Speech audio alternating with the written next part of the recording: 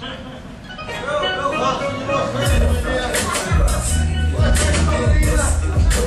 Vocês são delícia. Vamos beber. Vamos beber pra esquecer nossos problemas. Ei! Ah, rapaz! Oi? Quem é você? Sou eu, tio, Clodoaldo. Clodoaldo? Tio, Você conhece algum Clodoaldo? não. Sou eu, tio. Que coisa é essa? Tu vai vestir uma roupa. Ah, menina, calma. Só me responde uma coisa. O que é que você está fazendo aqui? Como assim, tio? Eu moro aqui com o senhor. Você mora aqui? Eu moro aqui nesta casa. Ah, é? Eu estava esquecido. Ó, vai lá, já que você mora aqui, cumprimenta as meninas. Calma, tio. Oi, tudo bom? Prazer. Clodoaldo. Muito prazer. Oi? Tudo bem? Muito prazer.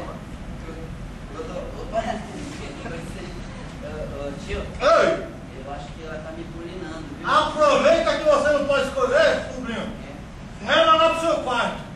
Mas, tio, meu coração já pertence a outra garota. Já desculpa, rapaz, já. Se for tímido também, é só apagar a luz que a timidez passa. Não, mas era sobre isso que eu queria falar. Eu queria te pedir uma coisa, tio. Pode pedir.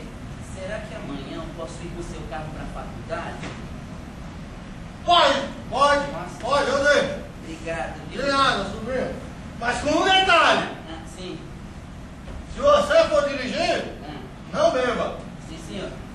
E se você for beber, Oi. não case. Tudo bem.